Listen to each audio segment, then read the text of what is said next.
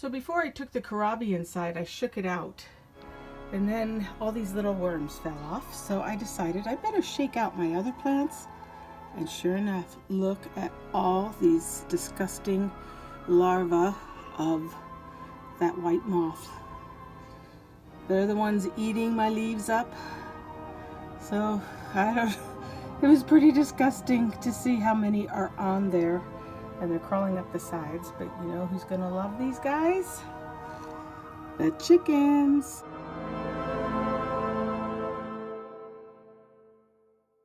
Hi everybody, it's Linda at Black Bear Family Farms, and I'm out here in the greenhouse and it's very sunny. I've decided to go ahead and pull the habaneros. They started turning a little bit, but the temperatures, even with the tarp covering it, let me show you.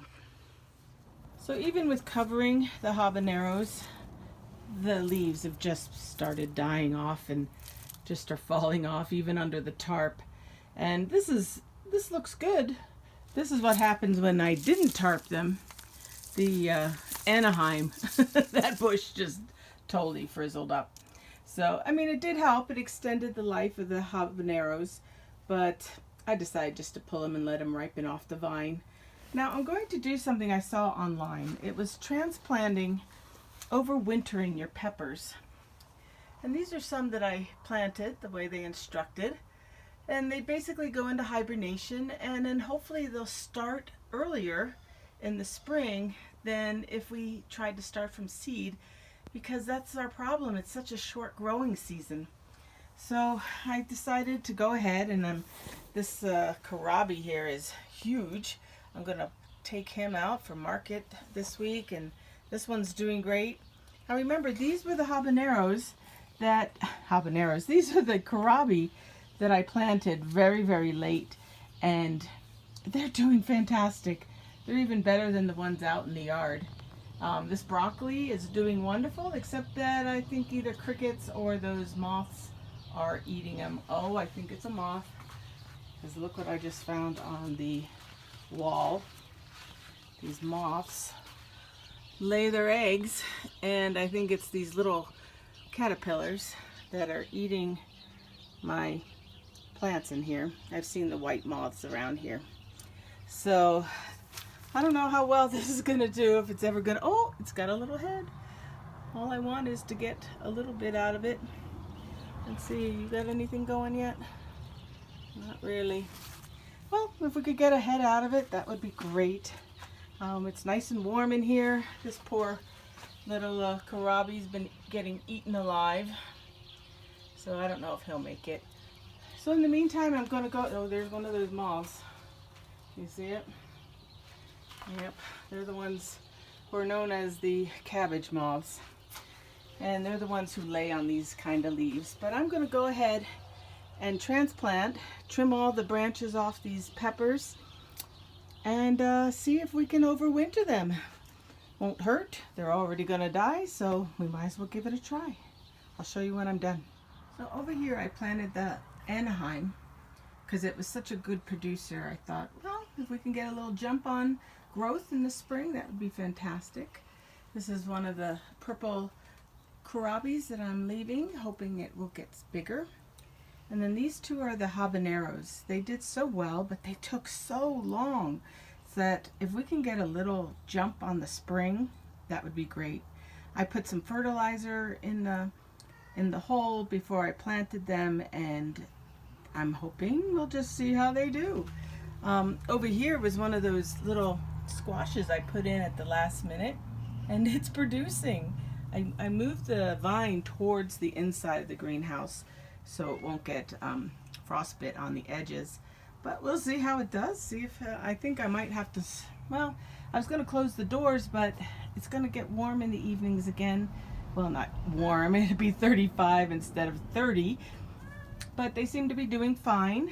And as long as the cats, like Mr. Noble here, stay out of my greenhouse and don't keep digging it up, then hopefully we'll have a broccoli and some squash in a few, well, in a month or so, maybe. I don't know how long it'll take. It's got lots of flowers on it, so we'll see. So before I took the kohlrabi inside, I shook it out. And then all these little worms fell off. So I decided I better shake out my other plants.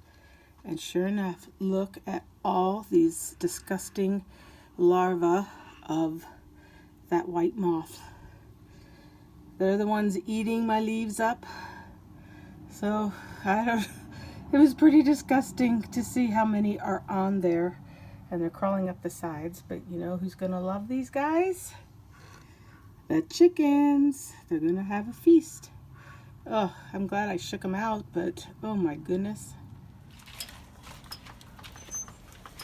So I'm going into the chickens.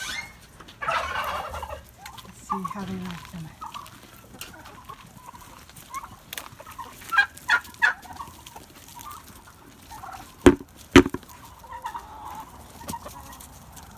Alright, got them all out.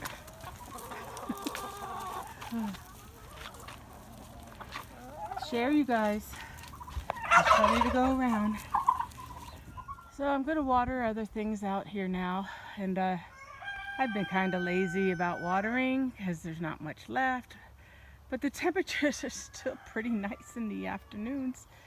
So I need to water these guys. They're starting to droop. And I don't want them to die. Before we harvest them, they're all different kinds of mint, chocolate mint, lemon balm. I'm not sure what kind this one is, another kind of mint. So this bed had the cucumbers in it, and even though it's empty, I pulled all the cucumbers. It still has some dill and anise hops, I think it's called, and calendula and chamomile. So I still need to water even though the cucumbers are gone. Over here I have the cabbage and kohlrabi. And here I have some blue kohlrabi. And then way over in the next bed I actually put some lettuce seeds. And they're coming up actually. And we also put in the echinacea plants because they take 2 years. So I figured let's get them in the ground. Let's see if they survive the winter. Can't do any harm. And we'll harvest some lettuce. If not for us, it would be a great supplement for the birds. And not nearly enough. I planted a whole lot and there's just a few coming up. So I don't know if that means they'll come up in the spring, but oh well. It is what it is. But the garden's still going. Here's that lettuce I was talking about. It's starting to come up. Kind of excited about that. Except I just put tons of seeds in here and this is all that's coming up. The middle here. So these are the echinacea plants. And I just want their roots to get established before they die, and then they should be coming back in the spring. So, in this bed where we had the yellow squash, the kale is doing amazing, which I expected it would. Like I said, we still have some chamomile. And this is called the starflower. So the garden still has a lot of green. This bed is full of marjoram and oregano. And then over here, this is our Navajo tea that is spreading beautifully. Have some more chamomile. We still have chamomile blooming. And then we have a calendula and more of the Navajo tea. We really wanted that to spread out. Sorry about that. The roosters are being noisy today. But over here we have lots of calendula and marigolds. Calendula is another one like marigolds that's great for tomatoes. It keeps pests away and it's also a great pollinator. So there's still so much going on in here with lots of color. I don't know that zinnias come back, but we put in some zinnias. Sorry about that. And the oregano has gone to seed over there. But there's still a lot going, and I'm going to be transplanting the strawberries. They're way down at the other end. I want to pull them and put them in the greenhouse and see if we can transplant them and have them survive that way, and then we can replant them in the spring. So a lot to do still in the garden. So this is the green stalk, and look, the strawberries are still growing, still producing. They're so beautiful. These are the ones that I was going to pull out of these little pockets and transplant them into the greenhouse with so that they can winter over, and then we can plant them fresh in the spring. Lucky, what you doing? Just hanging out? Yeah.